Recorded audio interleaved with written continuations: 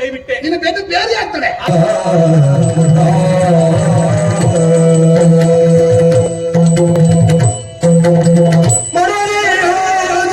ಹೌದಮ್ಮ, ಕೇವಲ ದುರ್ಗಾಸುರ ಒಬ್ಬನೇ ಅಲ್ಲ, ಅಲ್ಲವೇ ಅಲ್ಲ, ಅವನ ಸಹಚರರು ರಕ್ತನೇತ್ರ, ಕರಾಳ ನೇತ್ರ, ವರದ ಒಲುಮೆಯಿಂದ, ದೇಹದ ಕೊಬ್ಬಿನಿಂದ ದೇವಲೋಕಕ್ಕೆ ದಾಳಿ ಇದ್ದರೆ, ಸುರರ್ಗಳನ್ನ ಬಡಿದೋಡಿಸಿದರೆ, ಶಚಿಯನ್ನ ಬಲಾತ್ಕಾರ ಮಾಡೋದಕ್ಕೆ ಮುಂದಾದರೆ, ಋಷಿ ಮುನಿಗಳಿಗೆ ತೊಂದರೆ ಕೊಟ್ಟರೆ, ಮತಂಗ ಮನಮನಸವ ನಾಶ ಮಾಡಿದರೆ, ನಡೆಗೇಳುವಂತ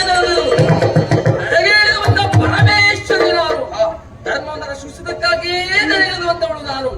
ಧರ್ಮವನ್ನ ರಕ್ಷಿಸುತ್ತೇನೆ, ದುಷ್ಟರನ್ನ ಕೊಲ್ಲುತ್ತೇನೆ, ಆ ಮತಮುಖರನ್ನ ಅತಿ ಶೀಘ್ರದಲ್ಲಿ ಕೊಲ್ಲುತ್ತೇನೆ. ಸ್ವಸ್ತಿರ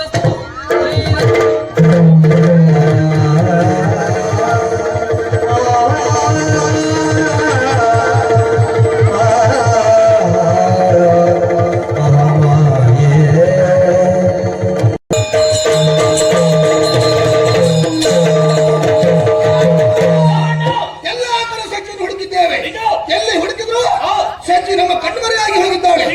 ಎಲ್ಲಿ ಹೋಗ್ತಾರೆ ಅಂತ ಗೊತ್ತಾಗಲಿಲ್ಲ. ಬಿಡು, ಒಂದಲ್ಲಾದರೂ ನಮ್ಮ ಕಣ್ಣಿಗೆ ಗೋಚರಿಸಲೇಬೇಕು. ಎಲ್ಲಾ ಕಡೆ ತಿರುಗಾಟ ಮಾಡಿದವರು ತಿರುಗಾಟ ಮಾಡಿಕೊಂಡು ಆಗುತ್ತಾರೆ.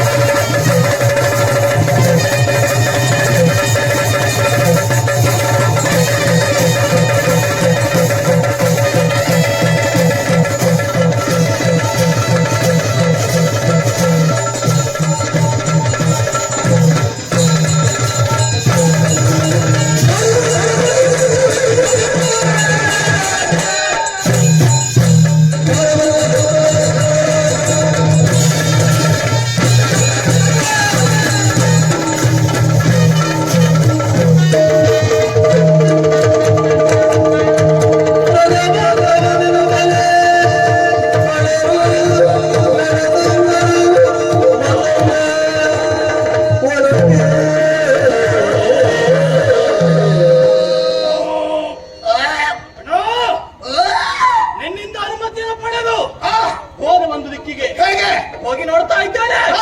ಒಂದೇ ಕೇಸರಿ ಕೇಸರಿ ಒಂದೇ ಕೇಸರಿ ಇಡೀ ಕೇಸರಿ ಮುದಿ ಕೇಸರಿ ಹೋಗಿ ಕೈ ಹಾಕುವಂತ ಮುಂದಾದ ಆಮೇಲೆ ಆ ಬಳಿಕ ನೋಡ್ತೇನೆ ಹಾ ಸಾವಿರ ಸಾವಿರ ಕೇಸರಿಯ ಪಡೆ ಹೌದಾ ಅಲ್ಲಿಗೆ ಅರ್ಥೈಸಿಕೊಂಡೆ ಏನು ಯಾವ ತಂಟೆಗೆ ಬೇಕಾದ್ರೂ ಹೋಗು ಕೇಸರಿ ತೊಳ್ಳಿ ಒಂದು ಹೋಗ್ಬೇಡ ಅಲ್ಲಿಗೆ ಕೈ ಬಿಟ್ಟೆ ನಿನ್ನ ಬೆನ್ನು ಬೇರೆ ಆಗ್ತದೆ ಅರ್ಥೈಸಿಕೊಂಡಿದ್ದಾರೆ ಆಮೇಲೆ ಮತ್ತೊಂದು ಕಡೆಗೆ ಹೋದೆ ಹೋಗಿ ನೋಡ್ತೇನೆ ಗಜ ಪಡೆ ಕೋಳಿ ಮಾಡಿ ನಿನ್ನ ಕರ್ಮ ನಿನ್ನ ಜೀವಮಾನ ಬದುಕದ್ರಲ್ಲಿ ಮಾಡಿ ಕೋಳಿ ಪಡೆ ಅಲ್ವಾ ಹಾ.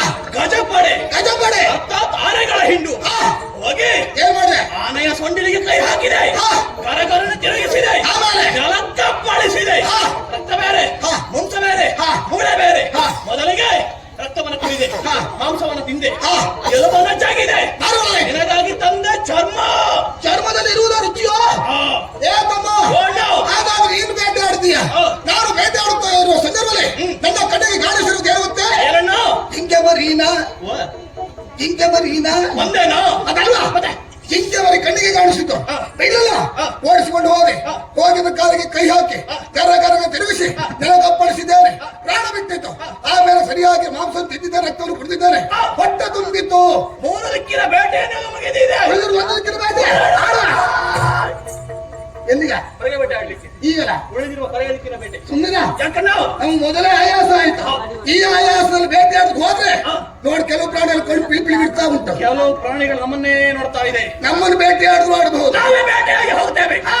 ಅದಕ್ಕಾಗಿ ವಿಶ್ರಾಂತಿ ಅಗತ್ಯ ಎಲ್ಲಿ ಎಲ್ಲಲ್ಲಿ ಹೋಗುವುದಲ್ಲ ಕಾಣುವಂತಹ ಬಂಡೆಗೆ ಹಾ. ನಮ್ಮ ಮಂಡೆಯನ್ನು ಕೊಟ್ಟು ಬಲಗಬೇಕು ಬಂಡೆಗೆ ಮಂಡೆ ನಿಟ್ಟಿ ಹಾಕಬೇಕು ಕಾರಣ ಉಂಟು ಏನು ಸೂರ್ಯನ ಕಿರಣ ಎನ್ನುವುದು ಹಾ. ಬಂಡೆಗೆ ಬಿದ್ದಾಕ್ಷಣ ಬಂಡೆ ಬಿಸಿ ಆಗುತ್ತದೆ ಮಂಡೆ ಬಿಸಿ ಆದ್ರೆ ಮಂಡೆ ಬಿಸಿ ಆಗ್ತದೆ ಮಂಡೆ ಬಿಸಿ ಆದ್ರೆ ಮೊದಲೇ ಮಂಡೆ ಪೆಟ್ಟು ಅದು ಹೇಳುದು ಬೇಡ ನಿನ್ನದು ಸೇರಿದ ಪೂರ್ತಿ ಪೆಟ್ಟಾಯ್ತು ನೀನು ಓಡುವ ಗೊತ್ತಾಯ್ತು ಮಂಡೆ ಬೆಟ್ಟು ನೀನು ಅಂತ ಮಂಡೆ ಪೆಟ್ಟ ಅಂದ್ರೆ ಒಳ್ಳೆದಾಯ್ತು ಹಾ. ನಾವು ಎಣಿಸಿರುವಂತಹ ಕಾರ್ಯ ಹಾ. ಶೀಘ್ರಾತಿ ಶೀಘ್ರವಾಗಿ ಆಗುತ್ತದೆ ಹೌದು. ಸಜ್ಜೆಯನ್ನು ಹುಡುಕುವಂತಹ ಕಾರ್ಯ ಹಾ. ಈಗ ಮಾಡಬೇಕಾಗಿರುವುದು ವಿಶ್ರಾಂತಿ ಬಾ.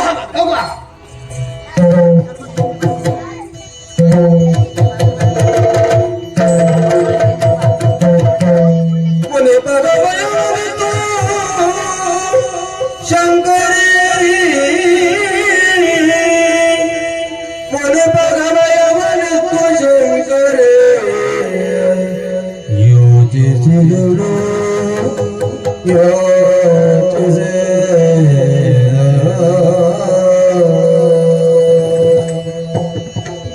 ನನ್ನ ಭಕ್ತನಾಗಿರುವಂತ ಮತಂಗ ಮುನಿಗೆ ಅಭಯದ ಮಾತುಗಳನ್ನು ಆಗಿದ್ದೇನೆ ಅತಿ ಶೀಘ್ರವೇ ದುಷ್ಟನನ್ನು ಕೊಲ್ಲುತ್ತೆ ಅಂತ ಹೇಳಿದ್ದೇನೆ. ಕೊಲ್ಲುವುದೇನು ನನಗೆ ವಿಶೇಷ ಅಲ್ವೇ ಅಲ್ಲ, ಕೊಲ್ಲುವ ಮುನ್ನ ಯೋಚನೆ ಮಾಡ್ಬೇಕಲ್ಲ.